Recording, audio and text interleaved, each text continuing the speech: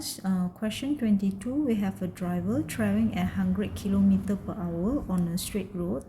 Okay, so the initial speed is 100 km per hour. So this is not SI unit, we have to convert it to meter per second.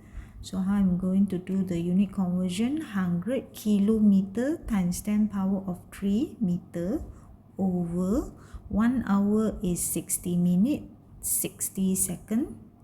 Okay, so we can do the calculations. We will get the speed, the initial speed is around 27.8 meter per second. Okay, so this driver is traveling at 100 km per hour, and then you see a cow. The cow is here. Okay, let's say this is the cow. Tak tahulah. Okay, this is the cow. Okay. Okay, so the cow is 32 meter ahead, so means that the distance between the cow and the car S is 32 meter.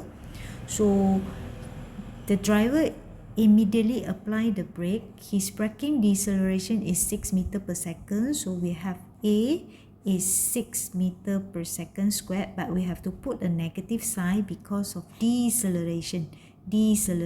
Okay, negative because of deceleration. The speed is slow down. We are slow down. Kita slow down. Okay, so must have a negative sign. So we want to find the speed when the car hit the cow. So when the car hit the cow, what is the speed here? So this speed here is referred to the final speed.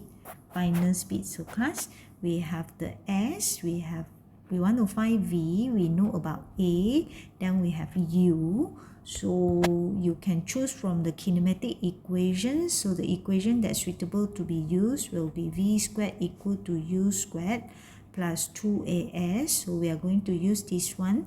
So we find for the V squared first. So our U is 27.8 squared plus 2. Our deceleration is -6. The distance traveled before you hit the cow is 32. So we do our calculation. So then don't forget to square root it. So you will get the final velocity during the car hit the cow will be 19.7 meter per second. Okay, so jangan lupa unit dia.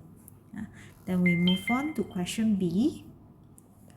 Question B, we are given a displacement time graph. Okay, we are given a displacement time graph. So once you see displacement time graph, you kena tengok apa konsep saya nak guna untuk selesaikan soalan.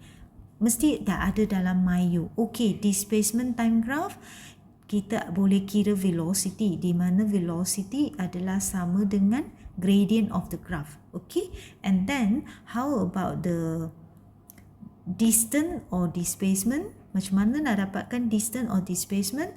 Okay, since the graph is displacement time graph, so kita boleh read from the graph terus.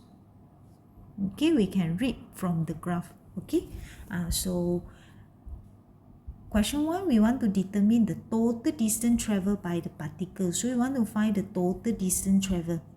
So the total distance I represent by D. So you can see obviously starting from 0, okay, I put it here.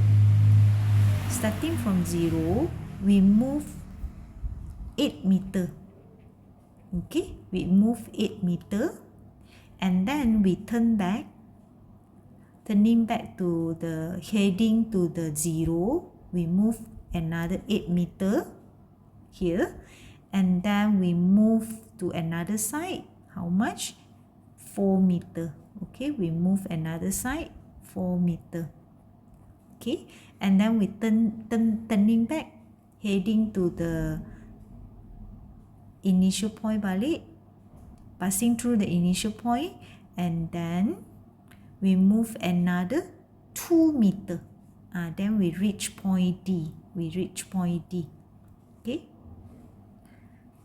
So 4, 2. So you will have 8 plus 8 plus 4 plus 4 plus 2. Okay, semua campurkan saja sebab distance kita tak consider directions. Okay, kita tak consider directions. So kita campurkan semua, kita akan dapat Around 26 meter. Okay. Then number 2. Which segment of the journey does the particle move the slowest? Bahagian mana satu dia bergerak dengan paling lambat? So, you nak tahu dia paling lambat dekat mana, then you have to determine the speed lah. So, how you determine the speed? The speed is represented by the gradient. So, basically, we have 3 sections of motion in this graph. We have AB, then BC, and then another one is CD. Okay, so kita cari gradient untuk setiap bahagian ni. So velocity at AB, kita kirakan gradient dia. So kita ada point B ni 4, 8. Dekat sini 0, 0. So we have 8 minus 0, 4 minus 0. So we get around 2 meter per second. Okay. Then I find for VBC. So B will be the initial point, C will be the final point. So C coordinate dia ialah 8. And then the y is negative 4. Okay, so kita ada negative 4 minus 8 divide by the time is 8 minus 4. 8 minus 4. So we get the velocity for BC is negative 3 meter per second. Okay, then we calculate for the velocity for the portion CD. So for CD, so D, the coordinate is 10 and 2. So we have the gradient will be 2 minus negative 4, then 10 minus 8. So we get 3 meter per second. Okay, so if you compare all the value of the velocity, you will find out that VAB lah have the smallest value. So AB is the part whereby our particle move slowest. Okay, so our answer will be AB. AB. Okay. Then question 3.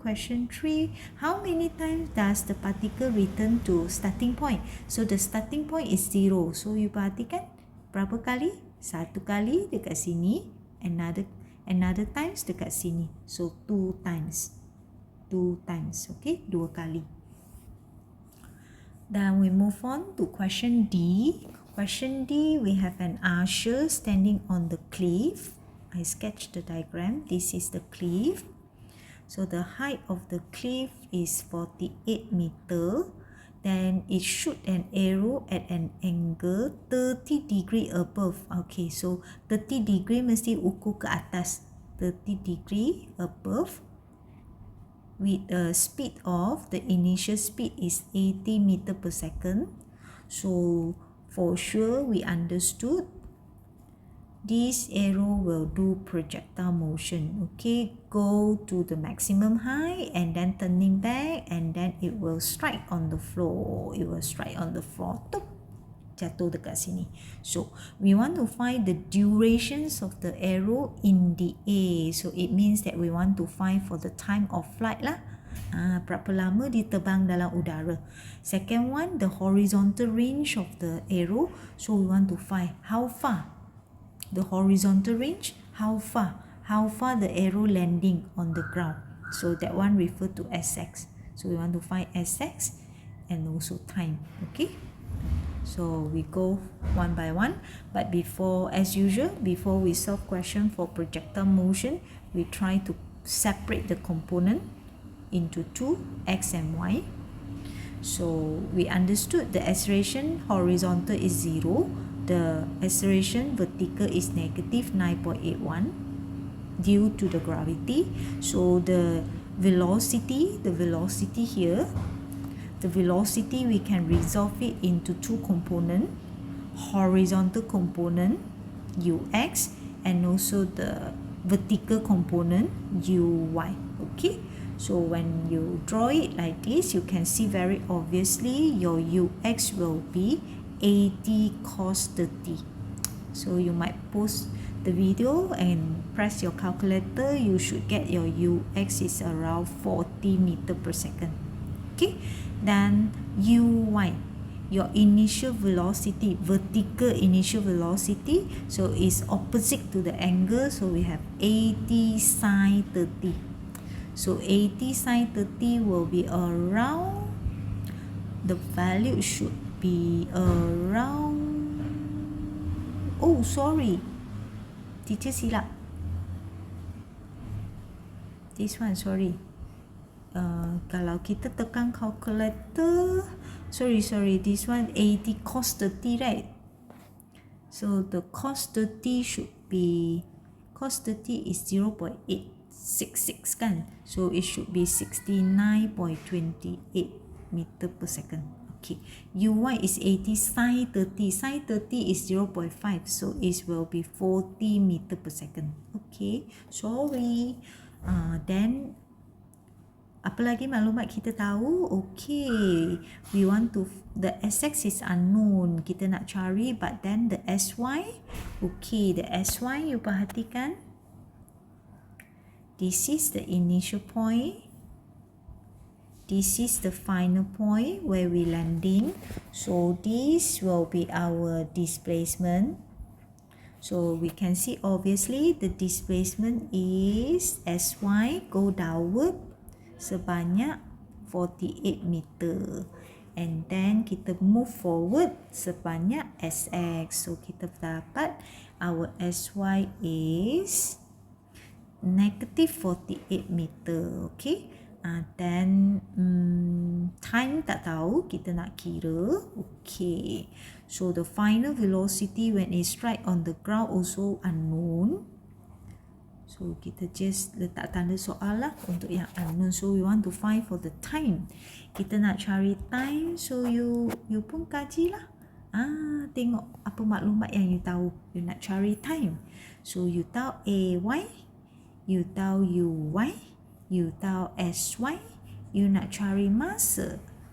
So you ada 3 benda yang anda tahu, satu saja unknown. So you might use the component y, gunakan kinematic equation S equal to ut plus half at squared.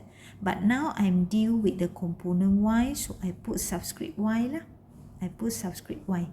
So my sy is negative 48, my uy is 40 t plus half, my ay is negative 9.81 t squared. Okay, so I guess you will get a quadratic equation. So negative 48 40t minus 4.905 t squared. So terus guna equations, smooth equations in your calculator.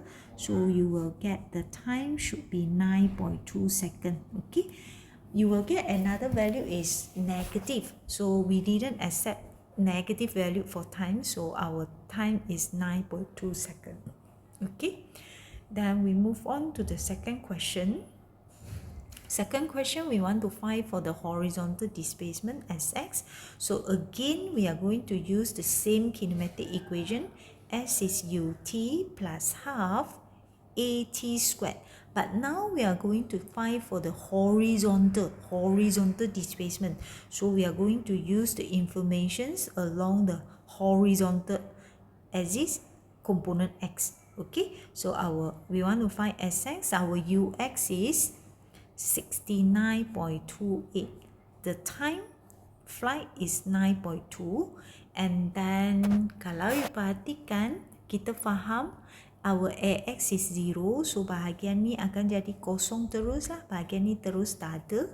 So when we do it correctly, we will get the horizontal range or the horizontal displacement should be around 637.38 meter. Okay, then we have solved the questions. So, sometimes you might wondering, teacher, markah tu diberi kat mana? Mana kita boleh dapat markah? So, kelas, dalam penilaian sebenar PSPM, kerana equation diberi, so equation tidak ada markah. So, gantian ni you akan dapat 1 markah dan terus pergi final answer lah. Jawapan beserta unit 1 markah. Okay, same go for this one. Gantian 1 markah. Jawapan unit 1 markah. Okey. So equation tak ada markah sebab equation tu diberi dalam list of formula. Okey. You can refer to the list of formula. Okay. So we done with this one.